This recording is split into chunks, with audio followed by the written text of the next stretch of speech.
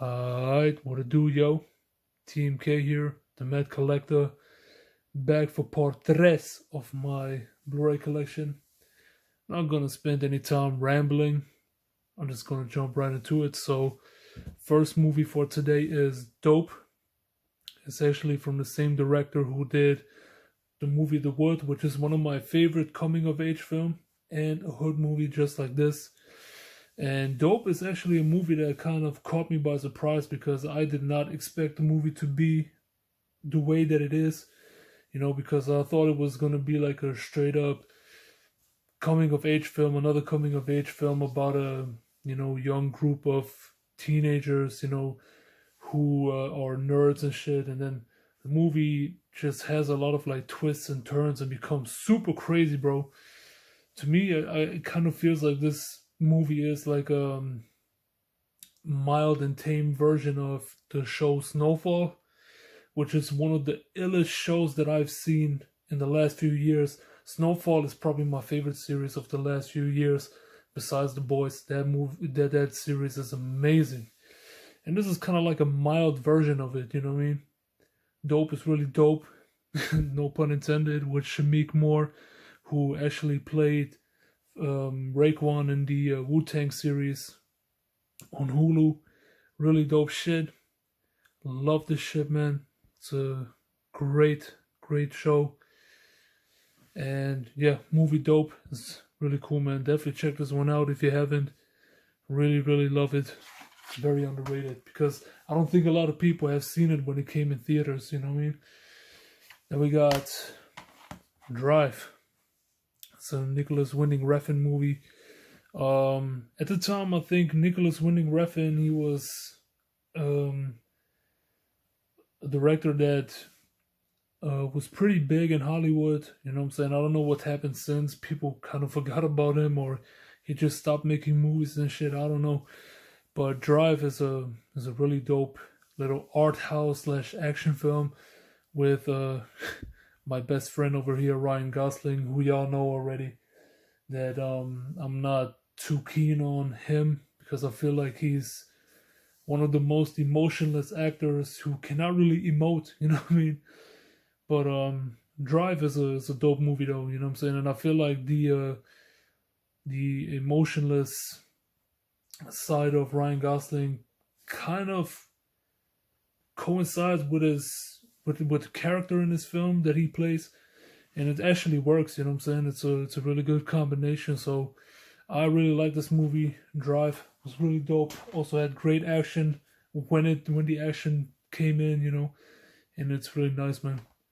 Next up, we got one of my favorite horror movies of the last like 10 years or so. It, in Germany, it's called S, based on a Stephen King novel. It's actually, kind of a remake, reboot-ish. I don't know, man. It's it's a movie about a clown that terrorizes little kids, man, and this shit is really, really haunting, bro. Like when I first saw that movie, I was like, yo, this shit is crazy. And this movie has some amazing, amazing atmosphere in it. You know what I'm saying? The ideas that they had for how this clown terrorizes, or Pennywise terrorizes these little kids. It was just crazy, man. Like this movie is really one of the most surprising horror movies that I've seen in a while, because usually remakes are pretty sucky. Just look at, for example, the Nightmare on Elm Street remake. That was trash. Friday the 13th, trash. Halloween remake, that was okay. But there are a lot of remakes to classic horror movies that are just awful, you know what I mean? And this is not one of them. I think it is an amazing film, especially the guy who plays Pennywise. I don't know his name anymore, but that dude was pretty terrifying, bro. You know what I mean? The movie was really amazing. And of course, since I liked the first It so much, got It Chapter 2. And there's also a nice sequel, which plays 27 years after the original, because the thing with the lore of Pennywise is that he returns every 27 years and comes back terrorizing kids and shit. And yeah, man, It Chapter 2 is great. You know what I'm saying? The losers, how the group of kids, they are called losers. They come back together 27 years to fight off Pennywise again. You know what I'm saying? And then you also get a lot more insight on these kids, man, and their past, and it's really dope, man. Really, really dope. I really like this film. I like how it fleshes out these characters a lot more, and just gives a nice closure to the whole It story. You know what I'm saying? I don't know if they will continue this, and if they continue, how they will continue the story. But if they do, I'd be happy. But I'm also kind of afraid that they're gonna mess it up if they ever release an It Chapter 3 or whatever. But I would love to see the guy, what was his name again? Who is this guy who plays Pennywise in this movie, man? Oh, Bill Skarsgård, yeah. I would love to see him return as Pennywise. He was great in that movie, man. In these movies. Then we got another classic, bro. Once Upon a Time in America, bro. Sergio Leone movie. Infamously, his last one. Starring my boy, Robert De Niro, which is my favorite actor of all time. And Once Upon a Time in America is a long movie. Really long movie. It's close to 4 hours, but if we talk about epic movies, this right here is epic. You know what I'm saying? Bruh, the storytelling on this one, how this movie spans across 40 years is amazing. I love how the story is told from the perspective of this group of mobsters when they were kids to all the way when they were, adult men. It's just fantastic, man. And storytelling is just amazing on this one. You know what I mean? Definitely a classic for a good reason. And an all-time masterpiece in my opinion. It's not something that I could watch all day, every day. But if I watch it, I enjoy it every time, man. This is such a good movie, man. Such an underrated film, if you ask me. Then we got Everything, Everywhere, All at Once. And this movie is bonkers, man. This is some wild ass shit. This movie actually stars Michelle Yeoh, who was for a long time one of the supporting actors of Jackie Chan, if I remember correctly. And this movie is just insane, man. And for anyone who has seen this movie, they will tell you also that this shit is absolutely bonkers. It goes crazy. And I love that movie. It just has so many creative ideas in it. You know what I mean? The storytelling in this is just so unique. I love how this movie tells a story. I cannot really spoil it. I don't want to spoil it. You really have to watch it for yourself, just to get the full effect. You know what I'm saying? Because if I told something about the story, I think I would spoil too much already. Just watch the trailer. The trailer gives you a good glimpse as to how crazy this movie is. But then the ending might shock you, you know what I mean? And I really, really love this movie right here, Everything, Everywhere, All at Once. It's a fantastic film, you know what I mean? Just because of how well made and creative it is. Then we got a movie that I've only watched once and I forgot about it, all of it about already. I don't really have any memories about this movie, man. I don't remember anything off of it. Fargo by the Coen Brothers. Can't say anything about it, man. It's been too long since I've watched it. I need to refresh my memory. And watch the movie again just to give y'all an opinion. From what I remember, my overall impression was I think I liked it, but I need to watch it again, man. But here we got a classic, man. David Fincher film, Fight Club with Edward Norton and Brad Pitt. Nice social critical film, that is also once again just totally insane, you know what I mean? And it fucks with your mind a lot. I really love that aspect of the movie. And of course, it has some twists that you also don't see coming. It's fantastic and one of the best movies of the 90s that you could watch. Definitely watch Fight Club. Believe me, this shit is off the hook. I love that movie. Then we got a horror movie classic, man. The Fly. Here it also says The Fly right here. This is David Cronenberg's The Fly. This is not the original, this is the remake, starring Jeff Goldblum, I believe. Yeah, Jeff Goldblum, as a scientist who actually develops like a transportation device, and he tests the device out on him. And during the testing, something happens which makes him transform into a fly. And bruh, this movie is body horror at its finest, bro. You know what I'm saying? Just to see the development, how this human turns into a fly, into a big ass motherfucking fly, is incredible, man. You know what I'm saying? And I think they put it into film really, really well. And I love how it was directed and everything. The performances, everything about the movie was just amazing. You know what I mean? Highly, highly, highly, highly recommend this movie. The Fly is amazing. You know what I'm saying? And also the practical special effects in this, top notch, bro. Still watchable in 2024. You know what I'm saying? I mean, this movie at this point is like, almost 40 years old, and it still holds up. It is just great. You know what I'm saying? Then we got another classic right here. A movie that I've seen a couple of times. This is Escape from Alcatraz. I think it also says here. Yep. Escape from Alcatraz.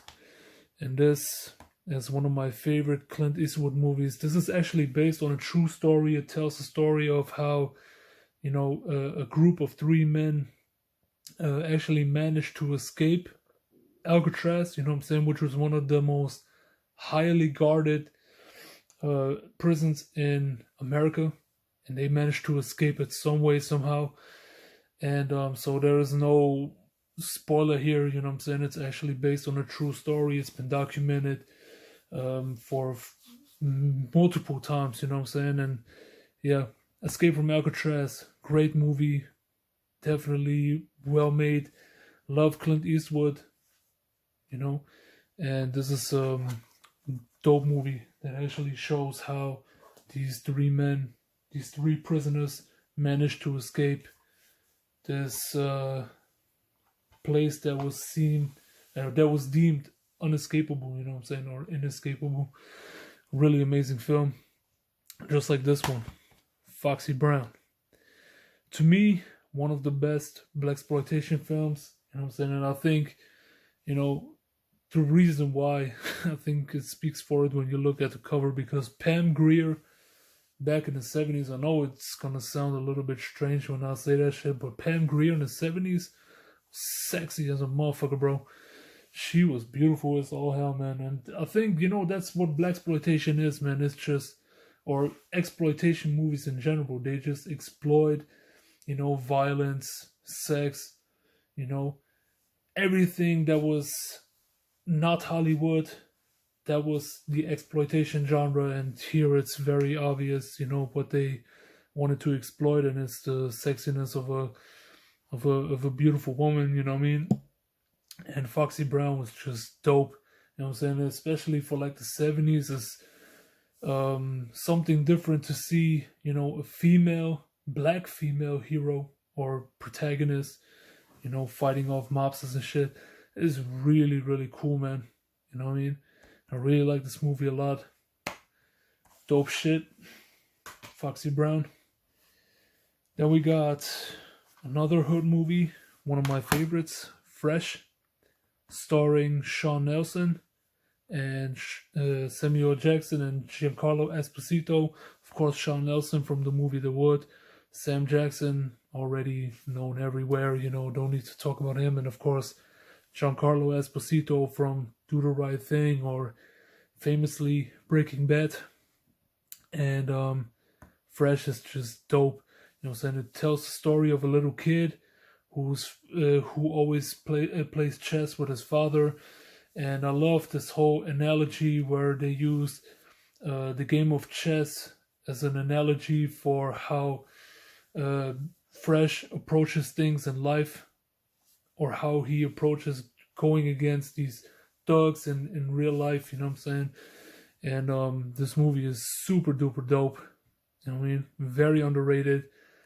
Once again, one of those hood movies that nobody talks about, that goes unnoticed, but not over here, man. I give the movie props where props is due, man. This shit is a dope film, in my opinion. Then we go to another another hood movie. This is a classic right here.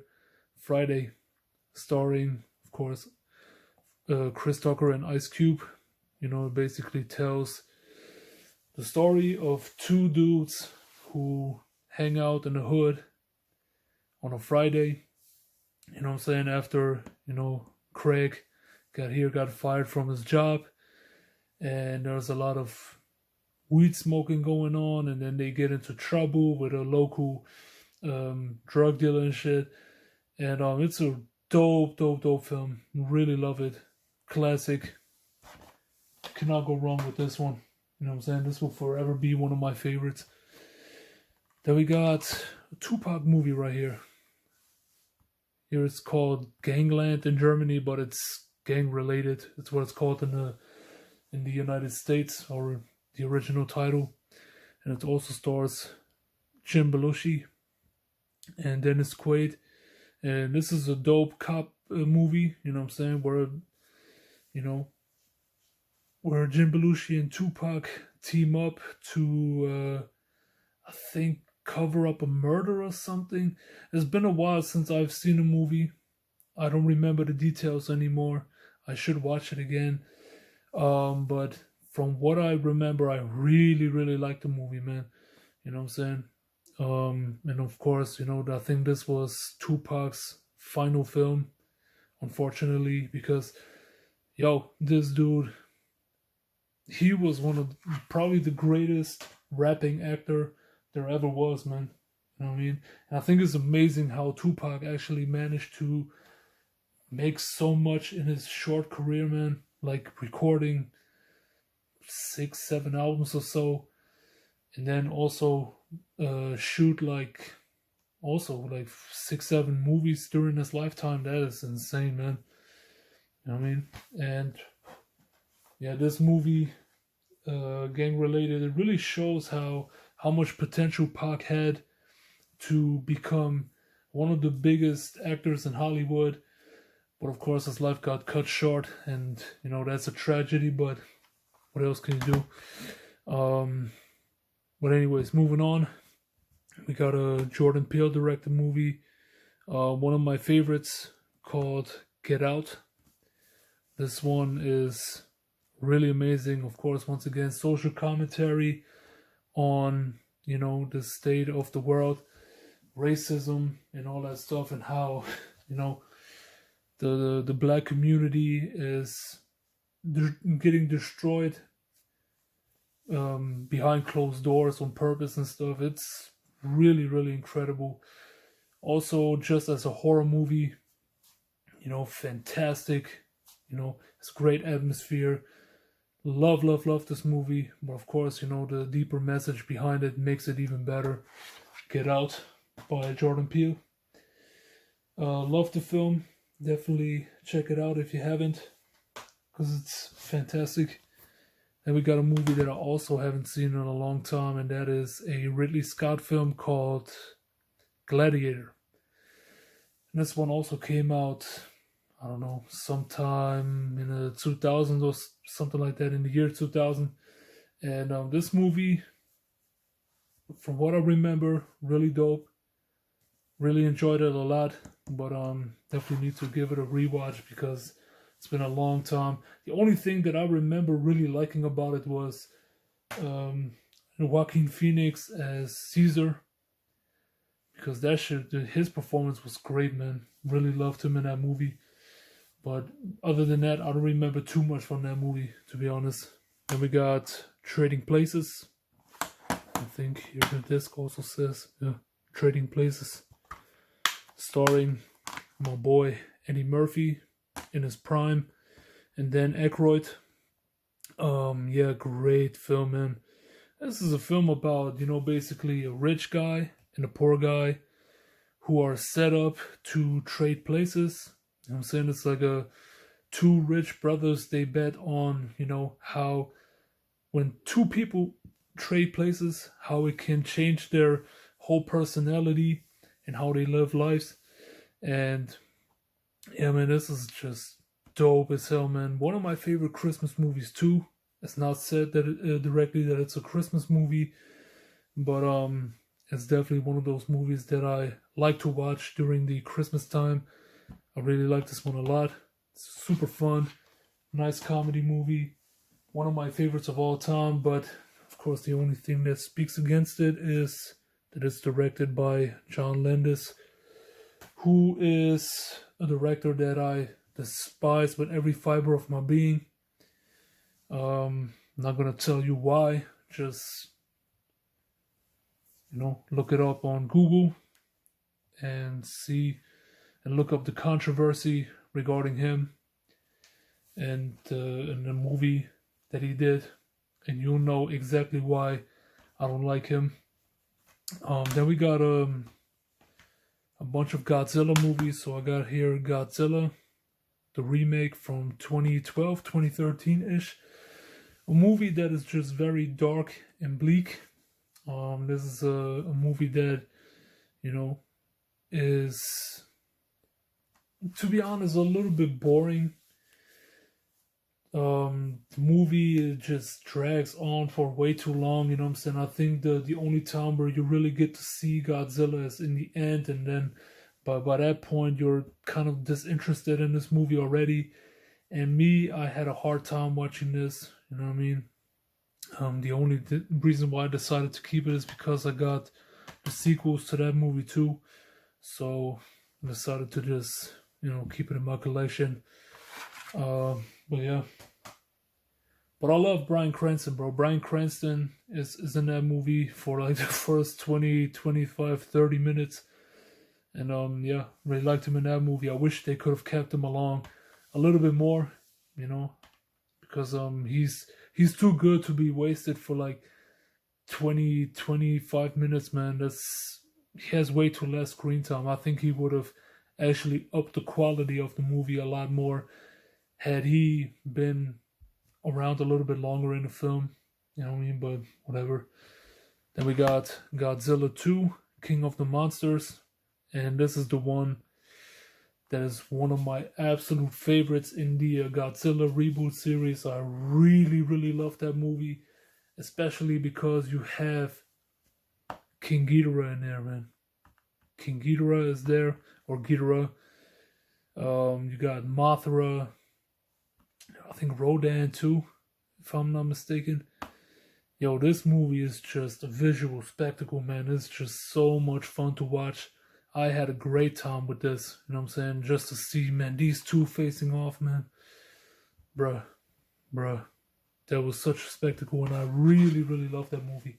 Once again, the human relations in these films, I don't give a fuck about. I just want to see, these kaijus just battling it out and destroying shit, you know what I'm saying? And you got that with the King of the Monsters shit, man. That movie is dope.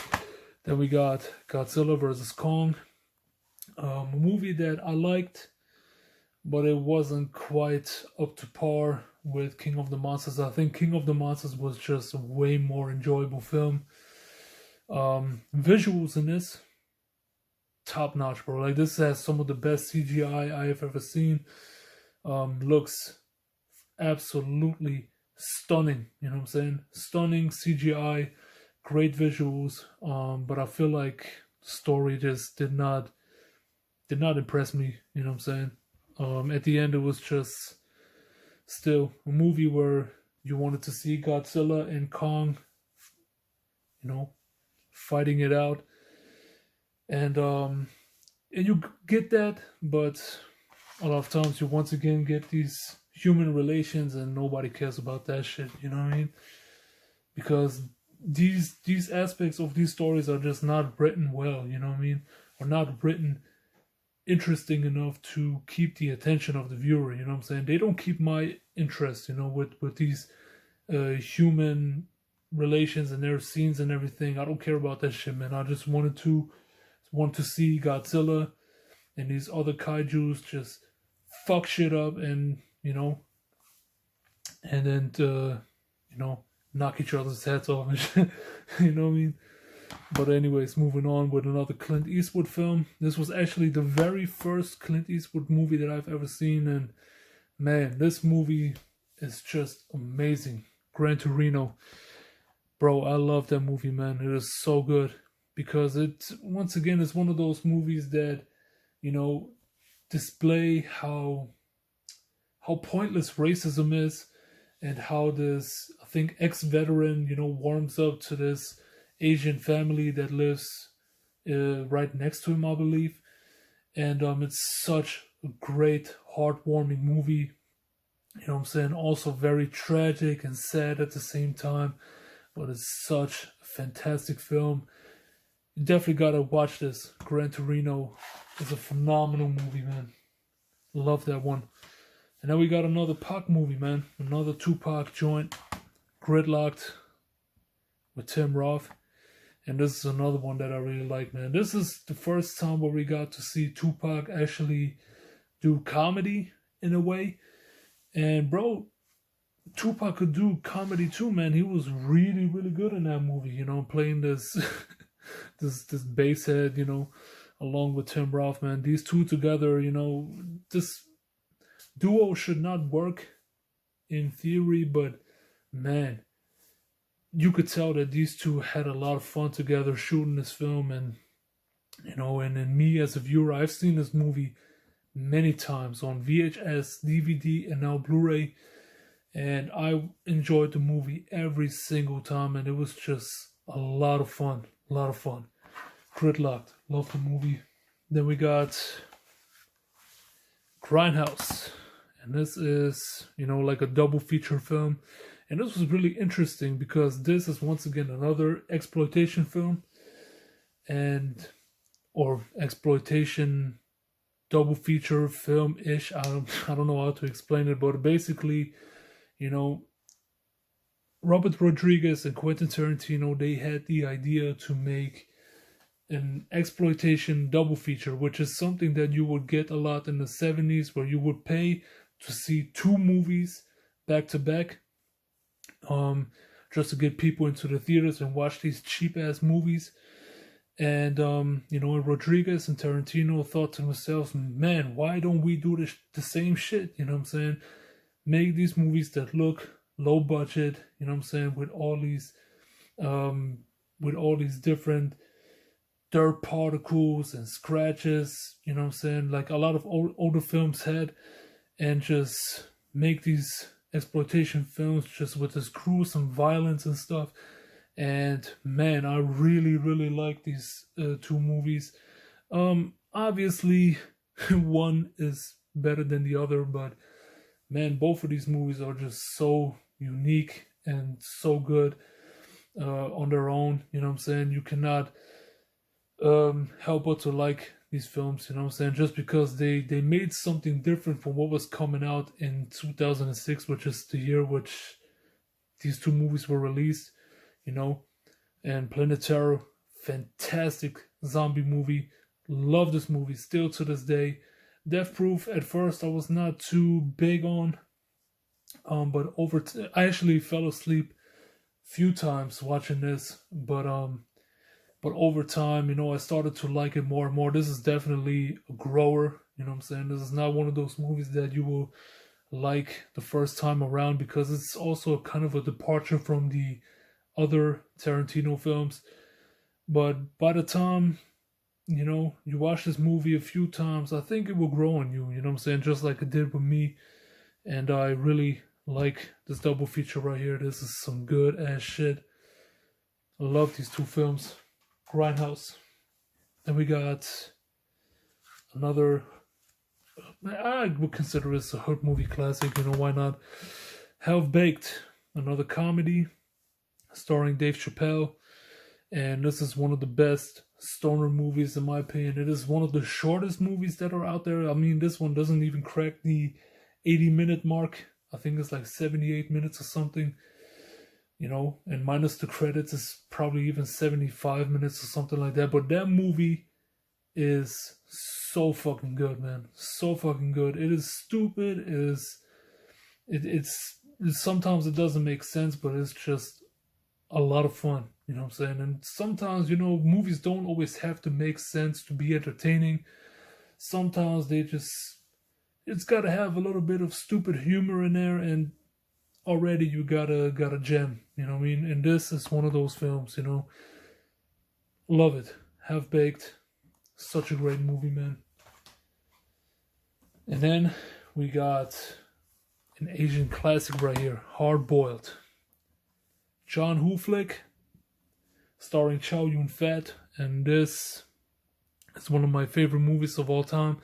Actually, for the longest, this was actually my favorite John Woo movie, but it has since been replaced by another one, which I'm going to show you, I think in the next part. But this movie right here is so fucking good, man. It is not considered, it is considered as one of the greatest action movies for a reason, man, because this has just some of the best action ever put on film. This one was put out in the year 1992, and even for the 90s standards, it still has amazing action today. This is still very much watchable in 2024. For me, in my opinion, this is a timeless piece of action cinema. Honestly, this is just amazing. One of the best Asian movies, or one of the best action movies, period, that you could ever watch, man. This is just amazing stuff. Definitely go out and watch it. You will not regret it. You know what I mean? Then we got another Tarantino right here. And this is a movie where I have to say, okay, this is probably my least favorite Tarantino. So that I have to say, I fell asleep watching it. I fell asleep watching it, and I've only tried to watch it one time back when it came out on Blu-ray, and I haven't watched it since, or I haven't tried to watch it since again. And yeah, man, I can't really speak on it, but the fact that I fell asleep on it,